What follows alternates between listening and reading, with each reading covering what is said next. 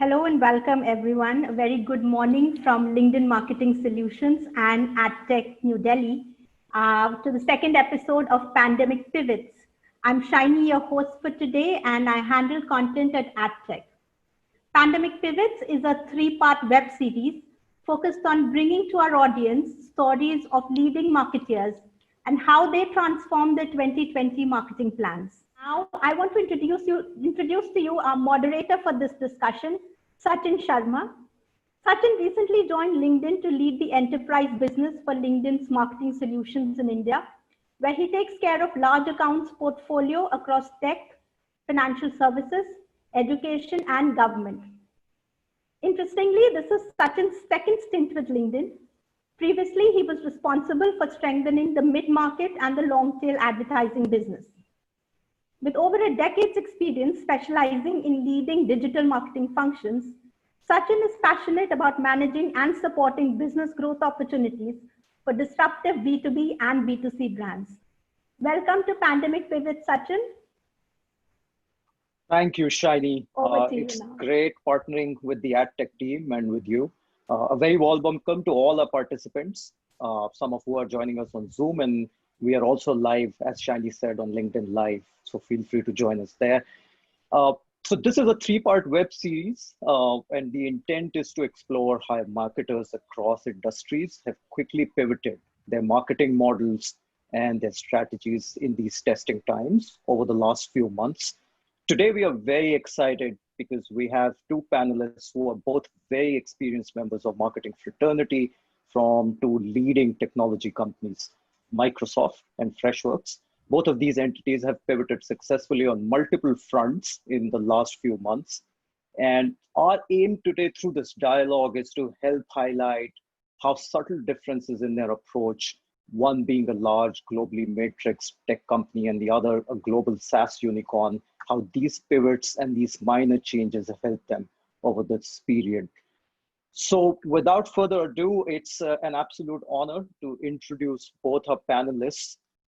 First up is Hitu Chawla, who's the newly appointed Chief Marketing Officer for Microsoft in India. In this new role, she's going to be owning the brand voice and purpose, managing all programs that support customer acquisition, retention, and advocacy for both their commercial and consumer business in India. And Hitu comes with 20 plus years of diverse international experience, strategy consulting, business management, and of course, core marketing expertise. In my conversations with her, she also stood out as someone that's able to balance modern marketing, data-driven and analytical, with a touch for humanness and creativity. So I hope this will be a very engaging dialogue. Hitu, welcome. I know you're joining us at a slightly inconvenient time while you're still in Seattle, but it's great to have you here. Thank you, Sachin. Well, surely an interesting time and space dimension all of us are operating in. But how about today I use it to my advantage? Because if there's something that I say that doesn't make sense, I can conveniently put it on being sleep deprived. But on a more serious note, thank you for having me. Yeah, I highly doubt that, Hitu. Welcome again. I also know this is your first official presentation for the Indian marketing audience. We look forward to your presence in India soon. Our second panelist is someone that most participants would have heard of. You must have consumed some stories and content from him. Arun Pattabiraman. He is the Global VP for Growth and Marketing at Freshworks. And one of those unique individuals who has the honor of operating at the cusp of sales and marketing. For example, in his current role, he manages 300 plus marketing and sales development professionals, driving their charter for digital and transformation growth through revenue-focused programs. Again, looking at acquisitions, engagement, retention, and advocacy. Interesting bit about Arun is he is an erstwhile LinkedIn power profile, great, and was also recognized as one of the most influential marketing leaders by World Marketing Congress. So welcome to the episode 2 of Pandemic Pivots, Arun. Arun, you're joining us from Chennai. It's great to have you here.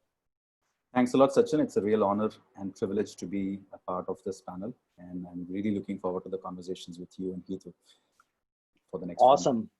Great. Let's dive into this. But before we get all going, a little bit of initial story just to get our audience a little pepped up and participative.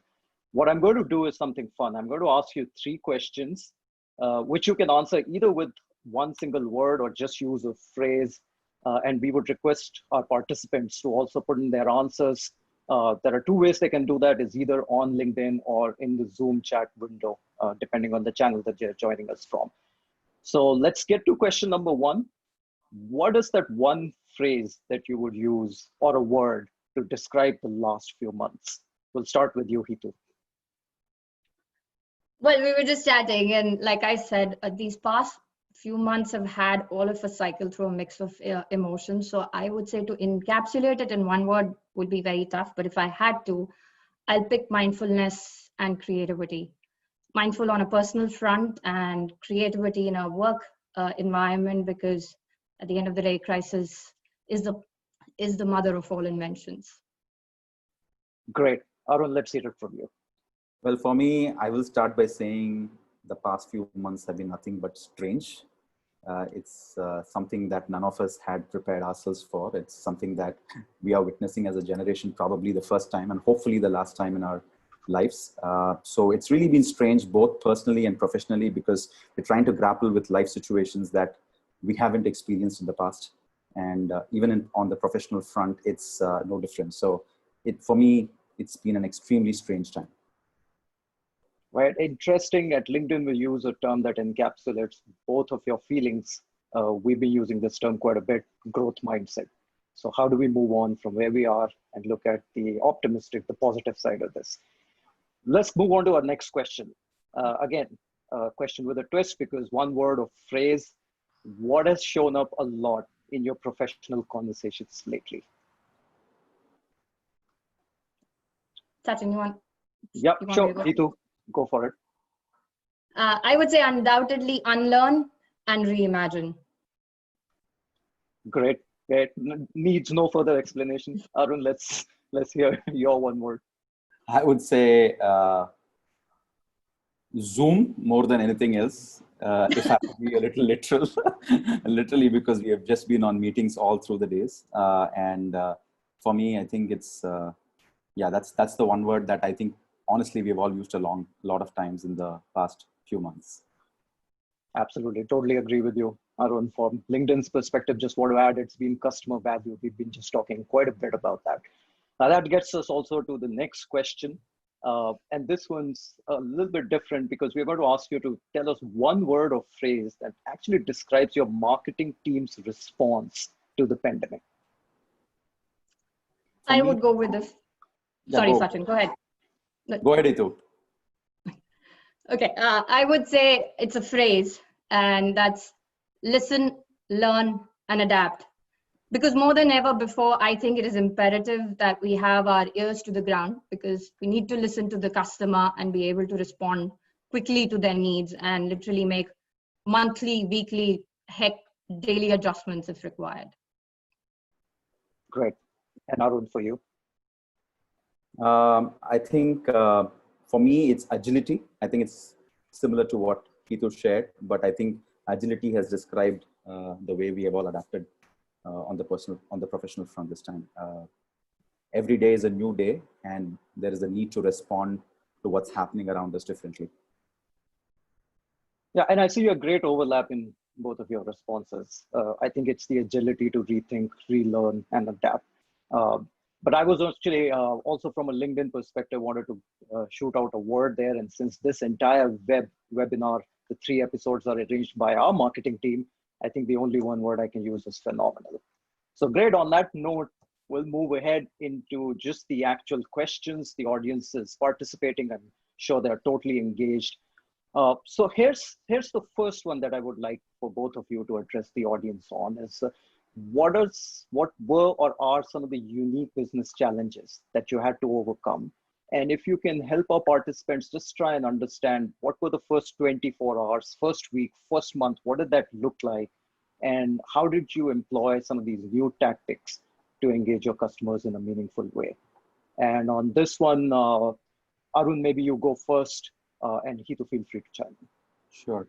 So I think for us, Sachin, it almost felt like the first 5 weeks we went through the 5 stages of grief, all the way from denial to acceptance. So it was a really strange time. Most of us didn't expect this will come our way, and we thought we are going to get back to normalcy. There was a there was still a belief that, hey, this is just a passing phase and let's wait and watch it for the next couple of weeks. But it's only at the end of the month or the 5th week that we really realized that, hey, this is not going to change in the immediate future. And for all you know that, your world around you has forever changed, and so has the business, right? So I think for us, the way we responded to that reality was to focus the team on a few key themes for the next few months. And by doing that, we were just going back to the basics. We identified 5 key themes. One was to say, let's renew our focus on existing customers. We realized that most of what we needed to, most of the insights that we need to pull together a plan for the next few months, we should be able to do only after understanding what's happening with our existing customers. So one was trying to really understand the world that our customers were living in, what was going on in their world.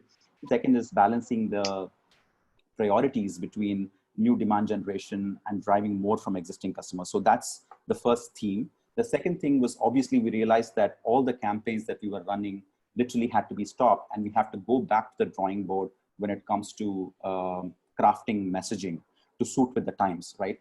And I'm sure everyone on this call would agree that probably empathy is the most important currency in today's situation. And from salespeople to marketers to customer support agents, it's kind of imperative to ensure that there is a consistent tone of empathy and authenticity in every customer interaction. So that translated into driving, establishing a new framework for messaging that does not come across as being tone deaf, and then training everyone in the organization across all teams that interface with customers to be able to communicate in that consistent tone and voice. The third theme was for us around driving innovation, because we foresaw that everyone was going to pivot to a digital only or a digital first strategy. So there is going to be, as we are already seeing now, a lot of clutter and digital fatigue. So how do you break through the clutter, and how do you try to be innovative, both in terms of the kind of content you put out, and in terms of the channels you leverage to reach out to your prospects? I think those are, that's another big focus area I would say my team really doubled down on in the last 3 months, and we've done some creative stuff that I can share later. The fourth one was around budgets, right? And when it comes to budget, the question on top of everyone's mind was, hey, should we stop spending, right? Should we cut down our cost? But we actually took a step back and they said, hey, we really don't know how the market is responding during this time. And what we need is a budget optimization strategy and not a budget reduction strategy. So we decided that we will start looking at the metrics every single day, and then take weekly calls around optimizing budgets by refocusing our investments into markets, into products, into verticals that were actually doing well and where we were still seeing growth and positive ROI. In fact, over the last 3 months, we are pretty surprised by the results and the growth that we have seen despite what is happening around us. The fifth theme for us was, how do you ensure that you strengthen your sales and marketing alignment even further now? More than ever, because it was important that there needs to be one joint go-to-market strategy between sales and marketing teams, and they need to act as equal partners. So there was a lot of effort that was put over the last 3 months to ensure that we work very, very closely, and we have a joint plan. We have a joint view of how the business was performing, so that we could quickly pivot and make adjustments as required. So those were my broad 5 themes that we aligned on. And I think those 5 guiding principles have stayed with us over the last 3 months, I would say. Great, Arun, great. Very detailed response. Hitu, would you like to walk us through how it's been for Microsoft and on your end? Sure. I just want to check, Sachin, am I still audible? Okay, the audio was breaking up for me a little, so I switched off the video just for a bit. Is the audio all right? The audio is all right. And I will also check with the ad tech team and come back to you. Perfect. Okay, so from a Microsoft standpoint, let me just start first with the business before I shift to the marketing strategy shift that we made. So as a business, our model has always been to bring the power of technology to the organizations and their end users anywhere, anytime, on any device. So that was not the challenge. It was really the extreme speed at which customers were made to make that shift, that unprecedented surge in a very unpredictable environment that happened is what we had to adjust to, and that's where most of our learnings were. And in that context, as marketing, I would say we quickly tweaked and improved first the elasticity and then adjusted across all the 4Ps: product, price, place, and promotion. And then actually snapped on two more critical ones, which is people and process. And I'll talk through all of these 6Ps, if I may. Let me start with first people and process, because the first action was really to prioritize our people before responding to that external market stimuli. The immediate focus across the org, and which would be the case across for anyone, was on the physical and emotional health of your employees. The second was to ensure that everyone had the tools and resources they needed to be productive remotely. Third was then providing clarity and empowerment on decisions each one can take. It is not a normal context, that you're operating in, and it is not the standard processes, etc. So empowering your first line is extremely critical. We also quickly adjusted our processes because in a large global matrixed org, you run on very well-defined process, but that kind of can come in the way of being nimble and agile. So we stood these daily virtual war rooms, which accelerated our decision-making. It had a cross-section of stakeholders from marketing, sales, our partner teams, and even engineering, so that we could get that real-time pulse and respond to the immediate challenges, so that you connected to your field and you are getting the voice of the customer instantly in. So from that, if I shift the focus to the customer and come to the 4Ps, I think the immediate that the sales team was seeking help on was adjustment of the price offers, because recognizing there were cash flow hurdles with the customers, they were either holding on to decisions or had just genuine issues in terms of cash outflow. So we rapidly rolled out multiple offers, from free product credits to deferred payments to 0% financing options. So we kind of quickly, the first thing we responded to was on a price or customer offer front. Second, we were able to innovate in flight with the product feature and enhancements and updates. I think Microsoft Teams is a great example, where we saw almost 12 million surge in users in a single week, which is just exponential in terms of the business as usual to what it was. And yet we had to keep with not just the updates, but with enhanced features, like within 2 or 3 weeks, on how we were quickly adapting to what the need of the hour was and what customers were calling out things that they needed. Third, I would say was on our go-to-market is partner-led. And hence being in lockstep with our partners was another critical dimension for us, listening to their feedback, adjusting our investments and incentives so that it provides them that required agility and resources. It was amazing to see the speed at which our partners spun off some remote work offers across from SMB all the way to large enterprises. So that third dimension was really with our channel partners. And last, but most importantly, and like Arun also called out, just building that trust and instilling confidence in the customer and getting that message out was paramount for us. And the focus really is on just going beyond product selling and being vested in helping them through this phase. And not just in our narrative, but in fulfillment too. And if you would see both our campaigns that we have, that we've rolled out, well, it's called We Are Together and Back to Business for SMBs, are anchored around that trust and empathy. Both, like I said, from just not from a narrative, but in terms of, are you fulfilling that promise or not? Awesome. Great insights, Hitu. For those that have joined in late or probably missed this part of the conversation, I just want to do a quick recap. So Hitu, thanks for sharing the actual Microsoft Insight story. The big themes that I heard from you is 4 Ps of marketing and how you brought about offering and solution enhancements and adjustments while looking at your employees, partners, and customers. The common theme in what both of you said was internal and external alignment. But Arun, thank you also for talking about budget optimization, messaging alignment, and the key role that innovation played. So on that note, I want to switch over to the next question. This is or was a very challenging time, and our participants would love to hear from you how you went about communicating and aligning internally with stakeholders when all of this kicked off suddenly.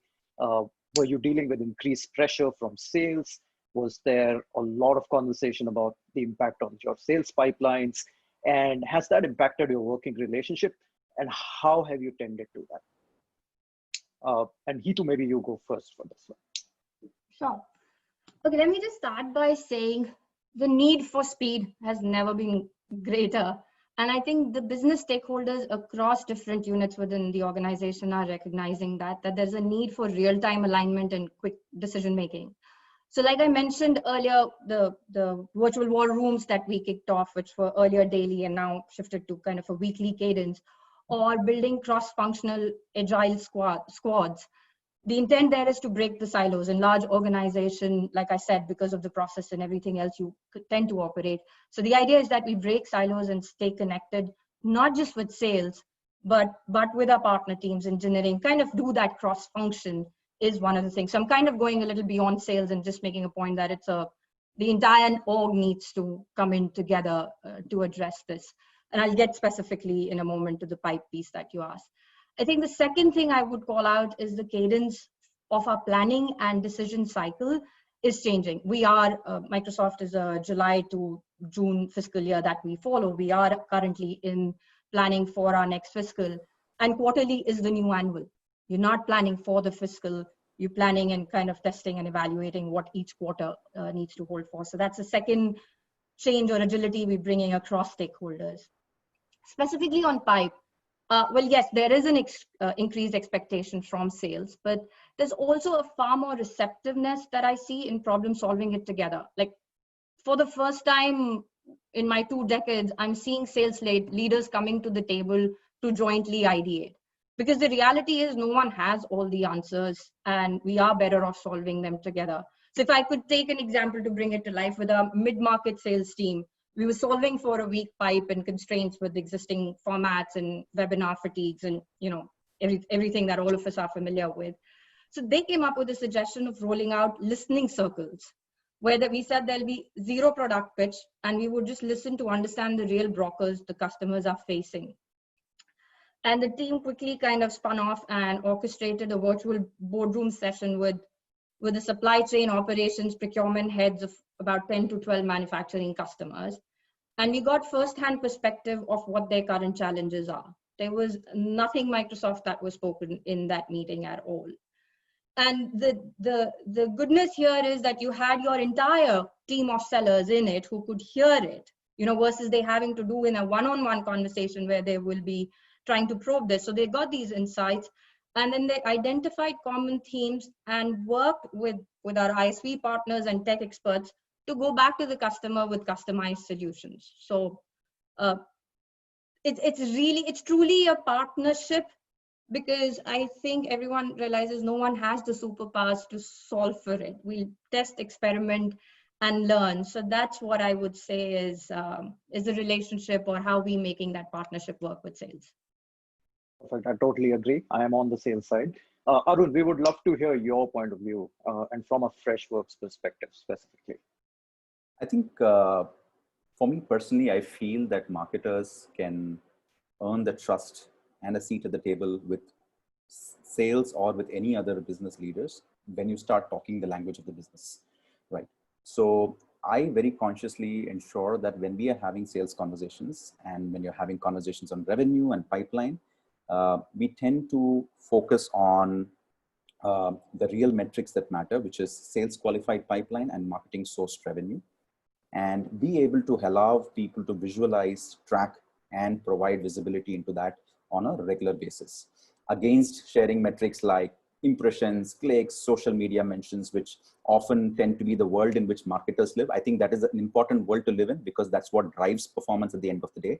But it's oftentimes people don't realize that it's not something that the sales guys really care about. Sales guys, you as a marketing team, at least in Freshworks, marketing is a significant driver of the pipeline, upwards of 50%. So that's there is a real dependence as well as a great partnership that already exists between sales and marketing in being able to drive that joint go-to-market strategy, right?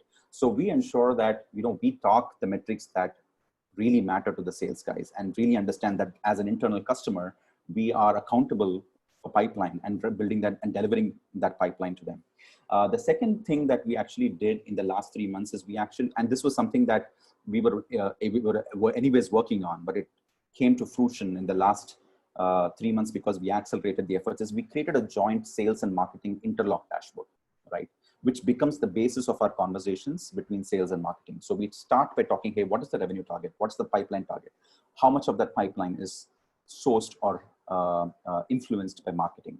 Then break it down to the campaign level metrics to really help people visualize the entire journey between revenue and the top of the funnel metrics that we might be talking about, which is impressions and clicks and so on. So that brings a certain rigor, certain visibility and transparency to conversations, and just helps, I think, marketing build credibility within the organization, right? I've always thought of marketing as a primary driver of growth rather than as a brand enabler alone, which also it is, right? So that is the first thing I would say. Second thing I would say is just accelerating and doubling down on the conversations with different stakeholders within the organization. So just like Hitu said, we had almost a daily stand-up within the management team. And then we had regional stand-ups with our regional stakeholders happening on a daily basis in the first couple of weeks of the pandemic and the lockdown, which we then phased it out to weekly and bi-weekly stand-ups now. But I think the frequency of those conversations went up significantly. And we were looking at these metrics day in and day out together. And I think that just builds credibility and ensures that people understand the accountability that marketing also takes or the joint ownership that marketing takes in delivering revenue.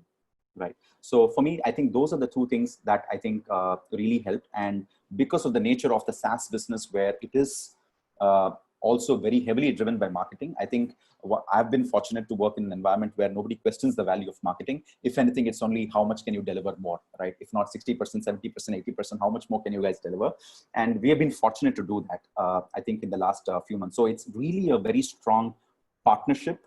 And I do feel that in my 15 plus years of my career, I feel I'm finally seeing a very, very healthy balance between the sales and marketing relationship at Freshworks more than anywhere else, right? Because we really work as true partners in crime in delivering value for the business. Great, Arun. Absolutely great listening to some of your thoughts. And Hitu, thank you for talking about stand-ups, your communication rhythm. A very interesting comment actually came up on our Zoom chat window, and where a participant said it all starts from the grounds up and then it just lends itself to a framework. So I think that is very true. I will take a little bit of a pivot here, just talk to you about something you both alluded to earlier, which is customization, both in terms of products and solutions. But I think what will help our participants is if you could just address how you've customized your approach to effectively address business needs, customer sentiment, because we all understand no one size fits all during these times. And then how did that help you adapt your strategy? If you could just talk about that a little bit. Hitu, let's hear from you first, and then we'll come to Arun. Sure. Okay. I think none of us will debate that this pandemic has made technology the engine for work, collaboration, creativity. It's just the center of how we're living today. And Satya recently spoke about in our recent quarterly earnings, he said that the industry has seen 2 years of digital transformation just in 2 months, and that trend line is clearly continuing. So at least at Microsoft, we've structured our response across 3 phases on how we kind of, across the business, and then I'll talk to marketing as well, how we're looking at it. This is crisis response, crisis recovery, and then reimagine for new growth models. Those are the 3 phases that we're calling out.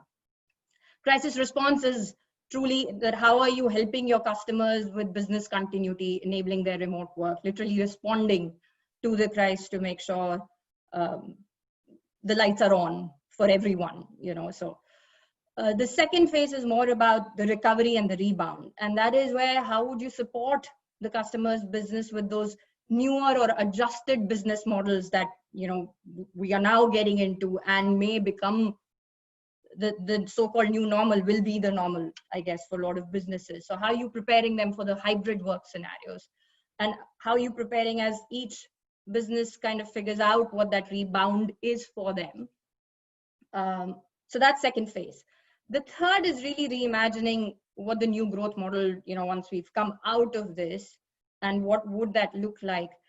An example I would take, like before the lockdowns, I'm sure no school or institution would have dreamt of creating entirely virtual classrooms or virtual exams. And for all we know, this current stopgap may become the new norm with a whole new approach to education. I mean, radical, but maybe a student wouldn't graduate from a Harvard or an Oxford, but from courses offered by the top 10 professors of the world. Who knows? All I'm saying is that there will be businesses, there will be newer formats that we probably haven't thought of is what this might yield, and how are we preparing for that and supporting the customer. So those are the three phases on how we structured. From a marketing strategy, we're obviously completely aligned to these three phases, and currently our go-to-market are 100% pivoted around phase one. And for certain verticals in phase two, because in this recovery phase, there is, like you said, there's no one-size-fit-all approach that will work. We will need to look at each industry vertical uniquely, because how they deal with the recession rebound will be different. And we need to tailor-make our responses to that.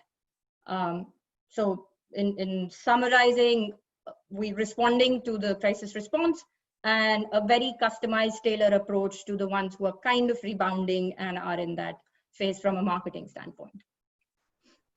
Great. Arun, does some of that resonate for Freshworks as well? We'd love to hear your thoughts. No, absolutely. I think we all agree that a peanut butter spread approach definitely doesn't work during these times, and that was our first realization as well. So, like with any other business, we also started with, hey, let's have a campaign that we can come up with that can apply across all regions. But quickly, when we started looking at the customer data, when we started speaking to our customers, we realized that there were pockets of opportunities that were still worth pursuing.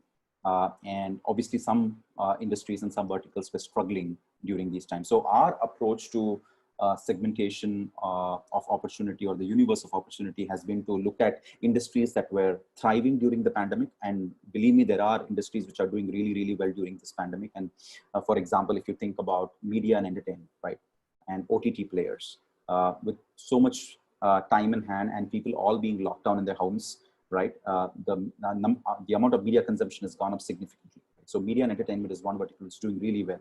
Similarly, last mile delivery companies, right, logistics companies, e-commerce, retail. So these are companies that are also doing really, really well. So we started looking at our universe of prospects into these three segments, which is thriving, surviving, and declining. And with each of them, we took a different approach, right? With the guys that were really doing well, the problems they faced were different, right? For instance, we are in the business of providing customer engagement solution. By that, I mean, we provide help desk solution for people to manage their contact center volumes and calling solutions, contact center solutions. We have CRM software, we have sales and marketing automation, so on and so forth. So we realized that, there were these markets which were witnessing hyper growth because of what was happening. They had a unique set of challenges and problems because, for instance, they were looking at looking at an exponential growth in the traffic that they were receiving to their call centers, right? How would they scale customer support without having to scale their costs? Because you can't afford to hire a lot more people now, given the uncertainty that. So we offered solutions around AI and chatbots and how you could reduce your costs through automation, right?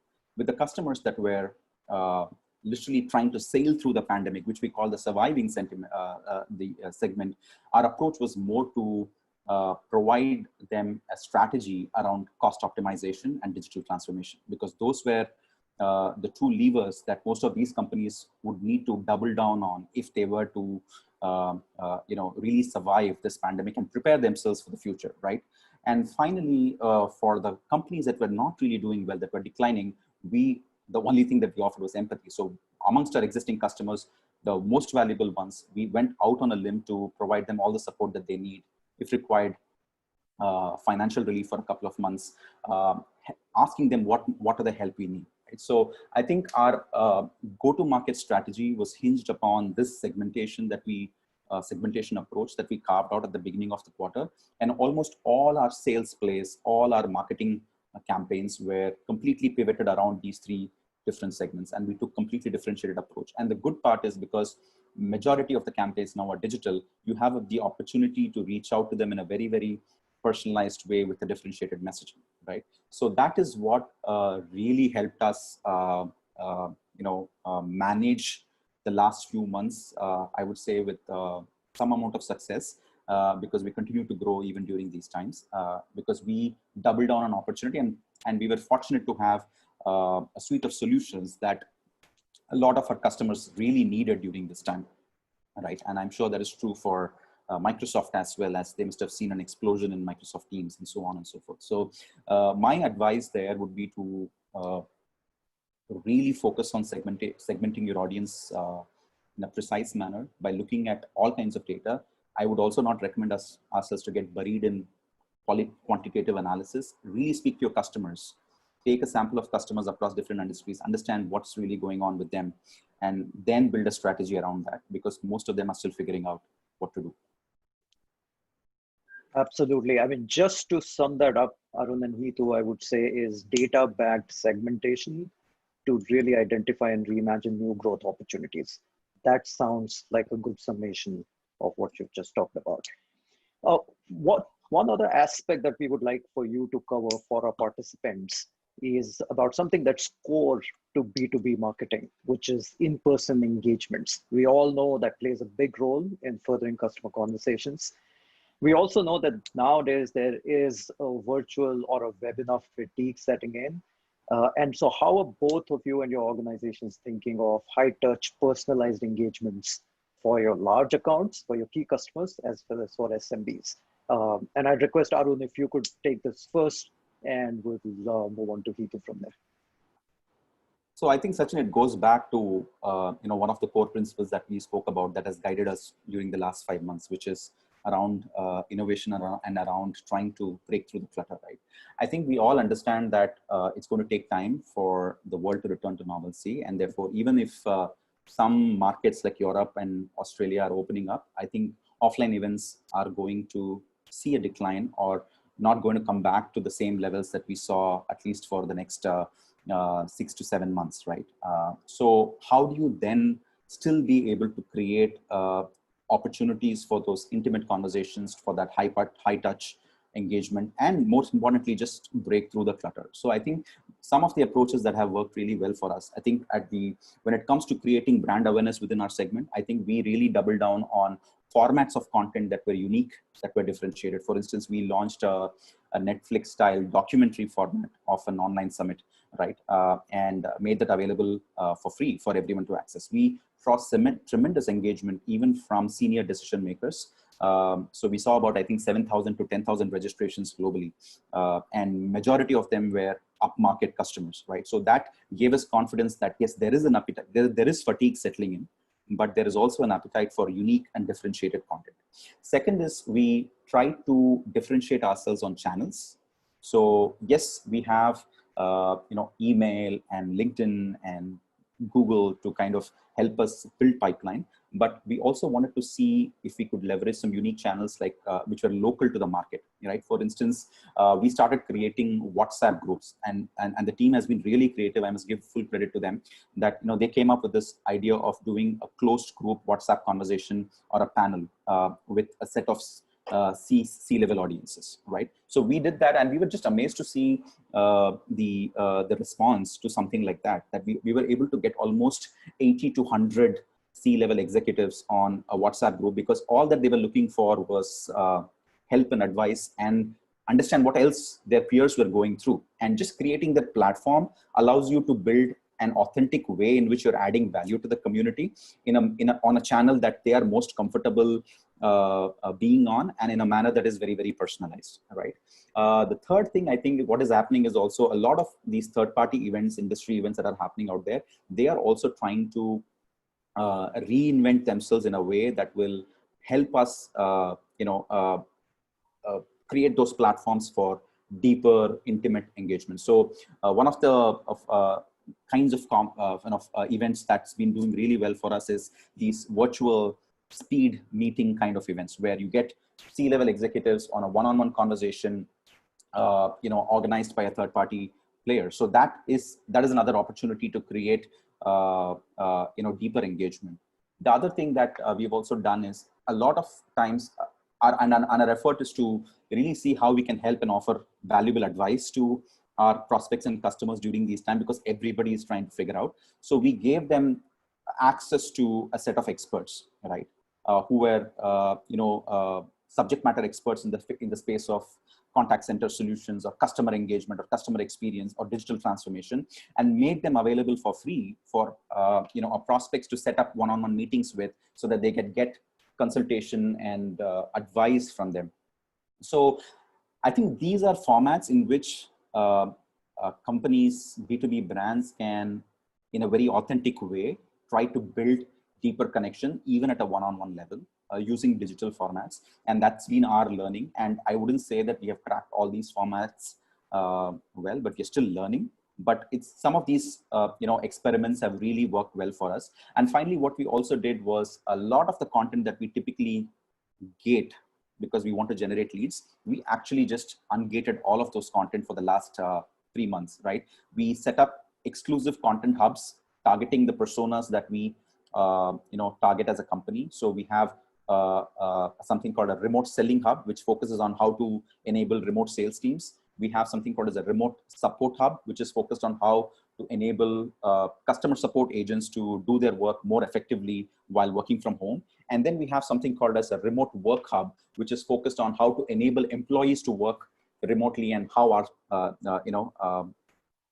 so we brought together a whole bunch of experts, crowdsourced content, as well as created original content, all made available for free. And I think that that initiative alone helped us kind of drive more than 60% of our non-paid traffic on our website over the last few months. So I think there is opportunity to go broad or to have a very narrow approach in building connections with your prospects and customers, even on digital channels. So I think I would encourage all marketing teams to force themselves to be a little bit bold and experiment, because I think this is also the time to experiment, learn, and try new things. Great, Arun. Hitu, give us the inside Microsoft perspective on this.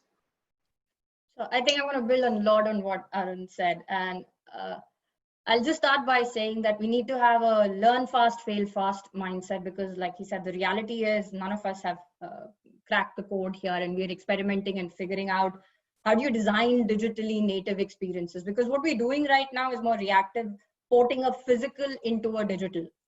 And obviously, and we are recipients of that ourselves, the fact that is this really kind of substituting for what a physical might offer, and the richness?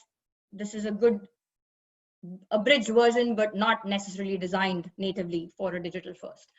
So with that said, I think at least at Microsoft, we have teams that are on the drawing board ideating what the next experiential breakthrough looks like in a virtual world, say using HoloLens and virtual reality.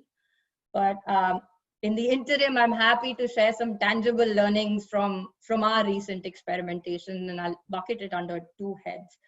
One, I'll go more because we have a lot of large enterprise customers, and what are we doing and trying differently there. And second, I'll just talk a little about virtual events, because all of us are doing it, and I would love to hear from others also on the chat. All of us have learnings, and we can grow off each other. So first on the large enterprises, we're dialing up our customized account-based engagements with what we call virtual on-campus formats. These are titled Future Decoded on Campus is what we call it.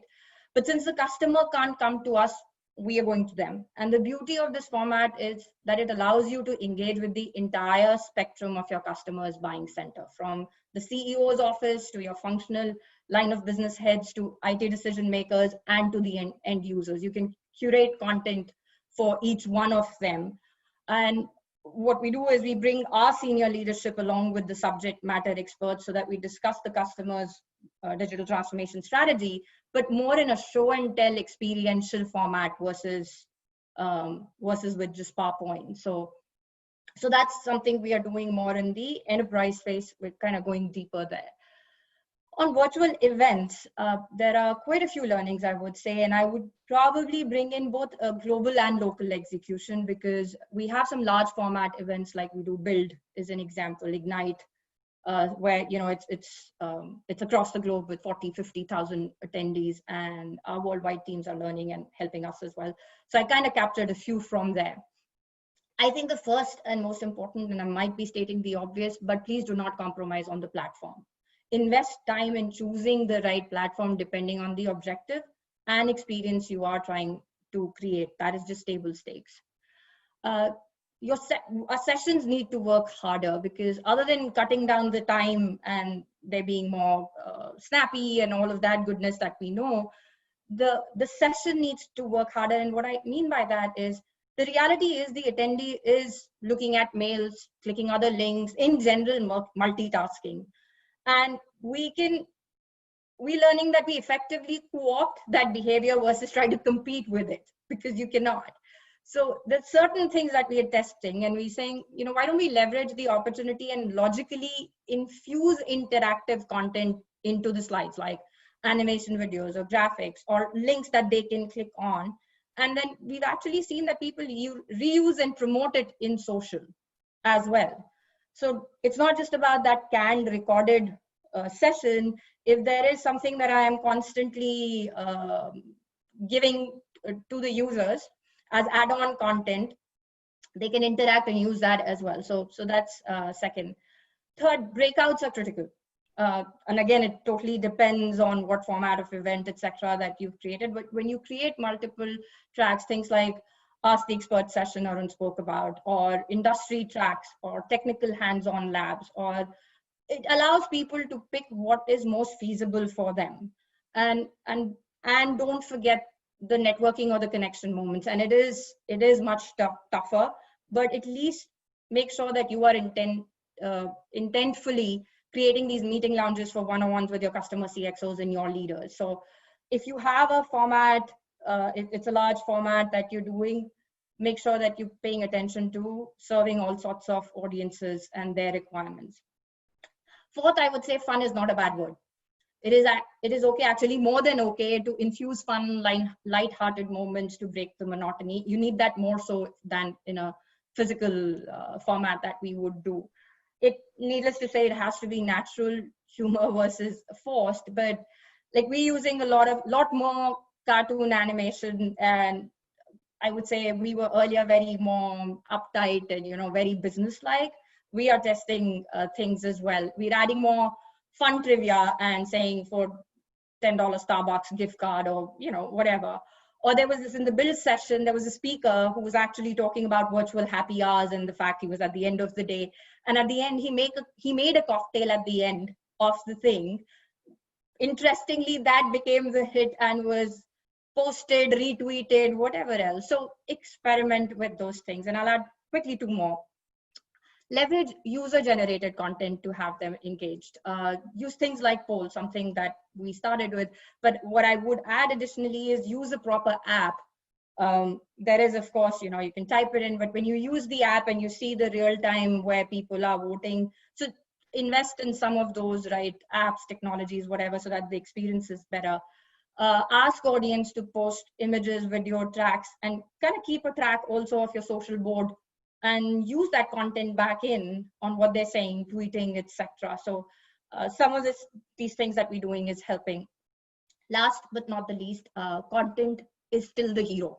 That doesn't change from a physical to a virtual, but more so than in a physical, you don't rely on the whiz-bang tech to cover up for boring speakers, presentations, etc. Make sure you know your audience, what is it that they're looking for, and design the content to serve it. Because in a physical, you still relatively have them locked up, and you hope that at least in the networking, I'll make up if my whatever my session was. And here you don't.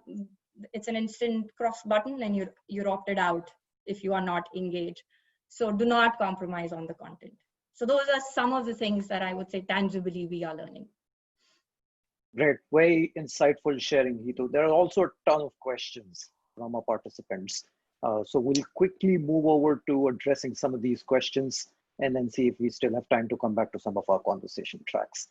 One of the interesting ones that showed up is a question about positive outcomes. So these have clearly been troubled times. People have been very unsure, but our participants want to know if there have been one or more positive outcomes for your respective businesses during this pandemic, and what were those? So Arun, maybe you go first, and we'll have Hitu wrap it up.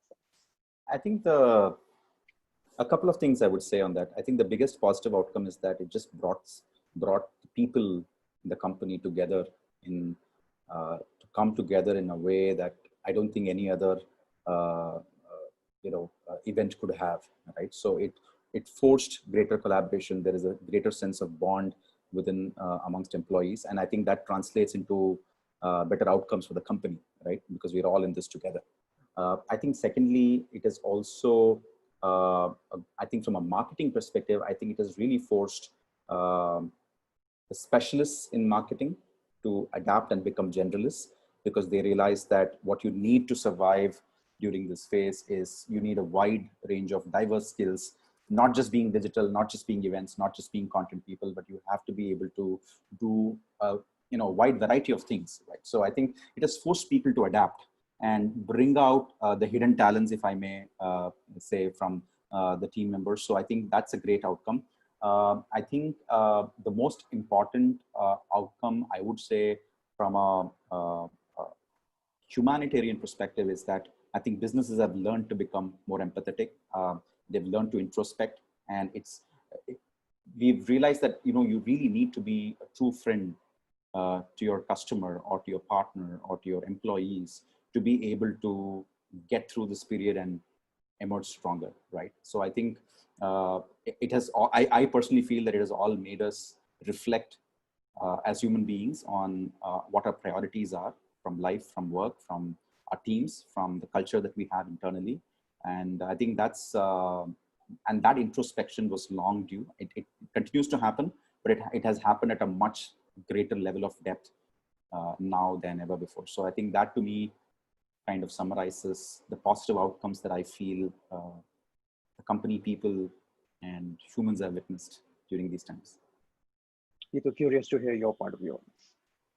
I would 200% true that, everything that he said, because I'll end up repackaging and saying a lot of, let me add a couple of more, but he's really summed it up really well. I think what this whole virtual is doing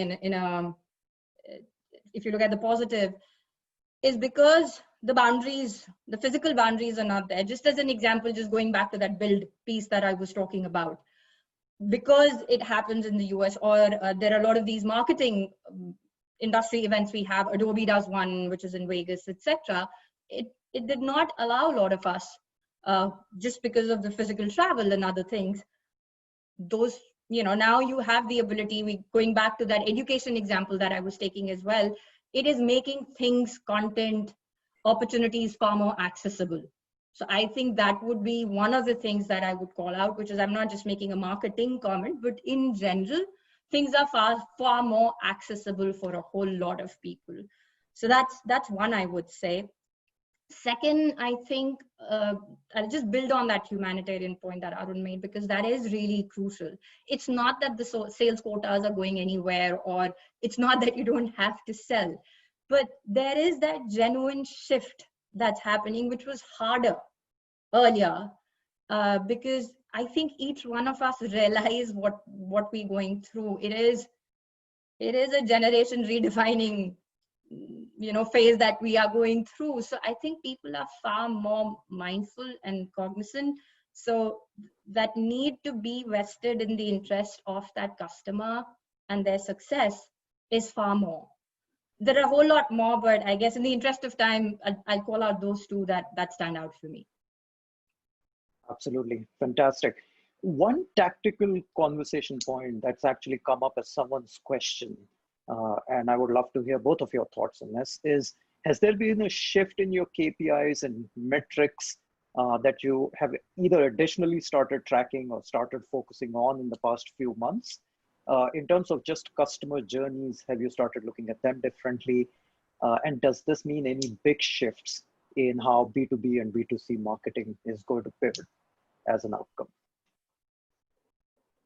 I can take that. So sure, Arun, please go ahead.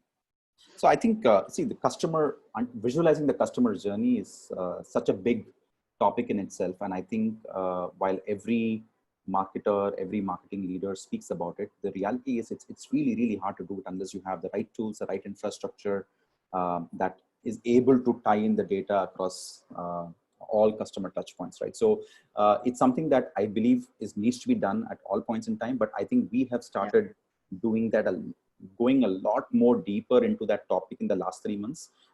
And I think the good thing about this is that now everything is digital, so it's easier to track.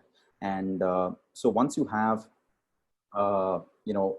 today we are fortunately able to stitch together the entire journey from the time, whether be it a visit to the website or a download on a white paper, or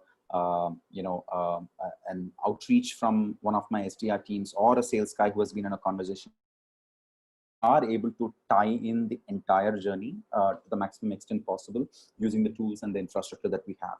When you have that visibility, I think it forces, it allows you to cull new insights out of that journey to understand, okay, what is the ideal and most optimal conversion path for your customer, right? What are the total number of touch points that you need to have against, through what channels and through what medium and through what content that you need to deliver to be able to extract the maximum value, either to reduce the conversion path or to maximize the customer value at the end of the journey, right? So I think stitching the customer journey itself is a big initiative. I think a lot of companies struggle with because they lack the tools or the resources or the expertise to build that view. Secondly, once you have that view, it allows you to unearth a whole set of insights around, fast conversion paths, marketing attribution in terms of which channel and which content or which tactic is actually delivering the maximum value, and therefore where should you double down on investments. It gives you a better picture of ROI itself, because the true ROI of your marketing dollar, because the revenue happens through after you have engaged with a prospect across different channels, right? And to be able to truly understand and ascertain the value of each of those customer touch points in nudging them towards that final sale, and then being able to redistribute that money or the dollar that you have at your disposal towards the right marketing tactic is itself a great insight that you can have. And that allows you to look at new metrics, right? In terms of marketing touch revenue, marketing sourced and influenced revenue, how many touches does it take for you to convert a customer, which content tactic offer combination is driving that highest conversion, and so on and so forth. It's more to optimize your funnel and your marketing efforts, right? So that's my perspective on that. And it's a very, very important topic for all B2B marketers. Great. Hitu, let's hear from you. Yeah, I would say that there aren't net new KPIs.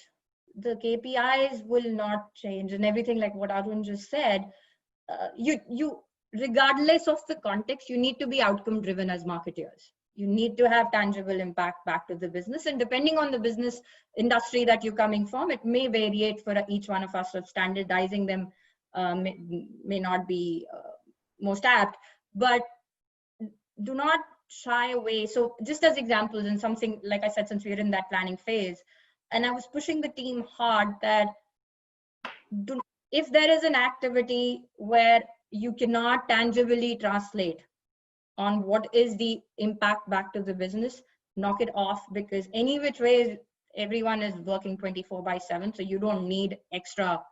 It's surround noise. It is not something, it is taking your bandwidth. It is not meaning. If you cannot answer for yourself, trust me, that is probably not adding value back. So challenge yourself on what I would say outcome driven. The KPIs are what we know of. I think Arun kind of articulated.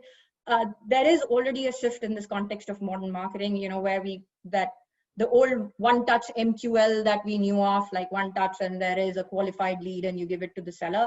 All of us know that's the world we're evolving from, and the whole automation and data driven is helping us do that. So it's more a conversation lead versus a one-time touch lead. So And that to me is not because of COVID. It existed.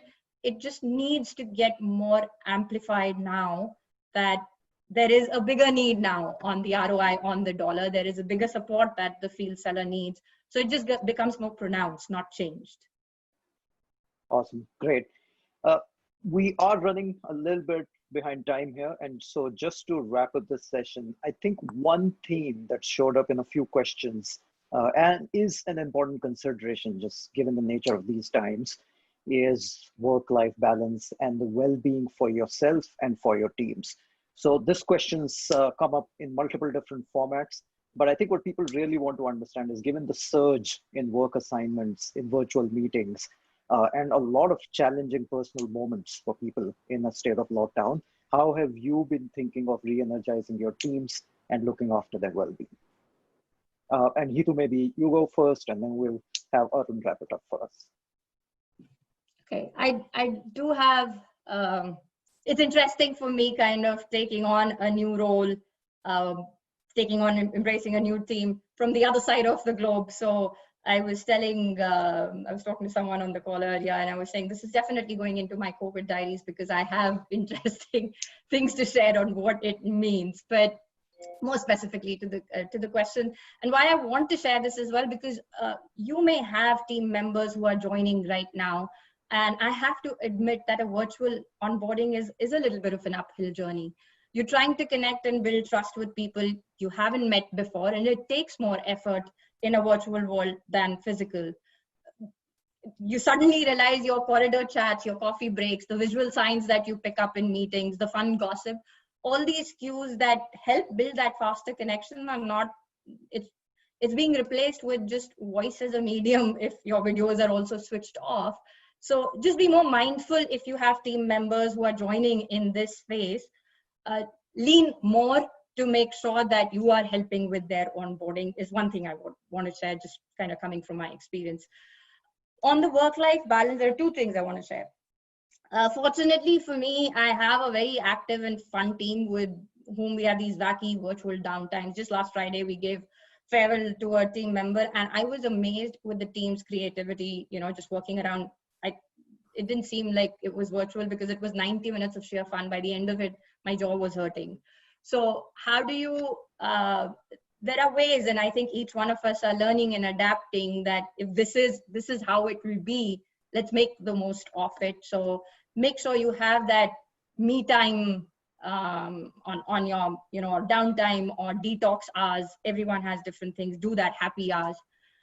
The last I would say, which is very critical, and as leaders, an organization culture-wide, we need to establish, because there was clear demarcation between home and workplace. Today, it's a home workplace 24/7, and I see myself and almost all my team members grappling with that concept of, you remember earlier we would say quality personal family time, and there's quality work time, and you're grappling because everything is blended. The word quality itself is missing right now. So the answer, I think, somewhere lies in the collective. I see that more and more that you bring people together, sharing ideas, and just introducing simple disciplines and norms, like no mails over the weekends, device timeouts, or putting PTO calendar blocks, for your entire team. They are small things, but these things do make a huge difference. And last, I would say is just be more honest and authentic in your connections. When you ask, how are you, make sure to really know how the person is doing. Do not assume, because each person's context and what they're dealing with is different. So I think it's on each one of us to again lean and make those connections. So those are a few things that I would say that we're trying to work around this as a team. No perfect silver bullet as yet. Awesome, great. Let's hear it from Arun. Well, I think for me, it's hard to balance work and life during these times. So it's like Hitu was saying, the boundaries are blurring. And what I think as leaders, we need to consciously do is to try and reduce the stress levels on the team, right? And one way to reduce the stress level is by providing is by having more transparent conversations on what's really happening in the company, what's really happening in the team, what's happening to budgets, etc., etc., etc. And in cases where possible, provide the psychological safety to your team around things that are not going to change, jobs that are not going to be lost, right? Just providing that psychological safety just removes a lot of stress from the team and allows them to focus their limited time and energy on the things that really matter. Second, I would say is I have at least felt that a lot of folks in this part of the world shy away from taking a vacation, right? And we need to enforce a culture where we know that a team member is reaching a point of burnout. It's open. You need to have that open and transparent conversation saying, hey, I think you're burning out. You need to take a vacation. So I've literally started wherever on my team where I'm seeing that burnout happening, I've been asking them, when is your next vacation? Have you started planning for it? I literally ask them for a plan for their vacation so that, you know, it forces that culture and it comes top down, that they don't think of it as, you know, shying away from work, but they really need to recuperate and recover from the stress that we've all been going through over the last few months. The third, I think, is be generous in showing your gratitude towards your team during these times, right? I think that also helps them understand, empathize, and build that relationship of trust with you. And I think that I personally feel that if the team is fully energized, they will figure out how to manage their time, right? You don't need to tell them how to balance their work and life. There are people who have more energy. They want to go all out and take on big projects. There are people who want to balance their life more between what's happening on the work and the personal front. So allow them the space to figure out what works best for them, show them gratitude for what they're already doing during these testing times. I think that is extremely important. And once you do that, I think the stress levels automatically come down and, the team generally feels more energized. I also try and do Ask Me Anything or virtual coffee sessions with individual teams in smaller groups, so that I try and address any questions and concerns that they might have, or any chatter that they might have heard of that's bothering them, so that I clear the air and with full transparency tell them what's going on. I think giving that transparency takes away a lot of stress, and I think that's very, very important. So increase your frequency of communication with your team through multiple channels, be it one-on-one or through one-to-many conversations, but communicate more. I think that's really, really important. Great to hear your thoughts, Hitu and Arun. I think the underlying factor there is about thoughtfulness and empathy, but I will quote Hitu here also. I think a perfect statement made there. The answer lies in the collective. So yep. On that note, and since we are almost at the hour and a little bit over time, actually, I just want to express a lot of gratitude for both of you taking time out. Arun, in the middle of the day for you. I know you joined us from Chennai. This must be one of your busy days. Thank you so much and great insights. Hitu, specifically for you in Seattle, I think the clock's already turned over to the next day, but thank you so much for staying awake and joining us this late in the day. Also, very warm welcome to your new role, and we hope to catch a coffee with you in person sometime soon. With that, I will hand over to Shiny for any announcements and a session wrap. That was super amazing and insightful. Thank you, Arun, Hitu, and Sachin for bringing that awesome conversation to us.